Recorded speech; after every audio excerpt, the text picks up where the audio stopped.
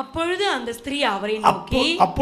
ஸ்திரீ அவரை நோக்கி ஆண்டவரே, ஆண்டவரே, நீர் தீர்க்கதரிசி என்று காண்கிறேன். முதல்ல உங்ககிட்ட வரும்போது கிணறு ஆழம், முண்டு கொள்ள பாத்திரம் இல்லை, நீர் யூதனாக இருக்க நான் சமாரியாளாக இருக்க என்கிட்ட எப்படி கேட்கலாம் அப்படின்னு ஆர்கியூ பண்ணிட்டு இருந்தேன்னா, இப்போ உங்களை எப்படி பார்க்குற?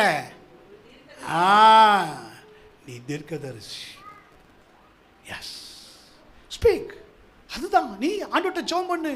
ஆண்டவரே, உங்கள் அன்பை தெரியாமல் இருந்துட்டேன், உங்கள் அன்பை தெரியாமல் நிறையா விலகி போயிட்டேன், உங்கள் அன்பை தெரியாமல் புரியாமல் வசனம் புரியாமல் என்னென்னமோ செஞ்சுட்டேன். இப்போ நான் புரிந்து கொண்டேன்.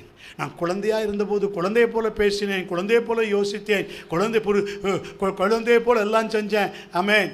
ஆனாலும் ஆண்டவரே, இப்பொழுதோ நான் அறியப்பட்டபடி அறிந்து கொண்டேன். ஆண்டவரே, ஆமென், நீர் என்னை எவ்வளவாய் நேசிக்கிறீர். எஸ், நீ தீர்க்கதரிசி என்று காண்கிறேன். என்னை பற்றி எல்லாம் அப்படியே சொல்கிறீங்களே, என்னை பற்றி எல்லாம் அப்படியே சொல்கிறீங்களே, என்னை நீங்கள் வெறுக்கலையே, என்னை நீங்கள் தள்ளலையே, என்னை கொஞ்சம் கூட நீங்கள் என்னைய நீங்கள் நான் செஞ்ச காரியத்தை சொல்லி என்னை நீங்கள் வேதனைப்படுத்தலையே, குற்றப்படுத்தலையே. ஏமா, இது உனக்கு எப்படி இருக்கிறது? பரத்திலிருந்து இறங்கி வருகிற ஞானம். அந்த நேரத்தில் நீ அப்படி நினைக்கும் போது கர்த்தருடைய ஞானத்தின் ஆவி உன்னை நிரப்ப ஆரம்பிப்பார்.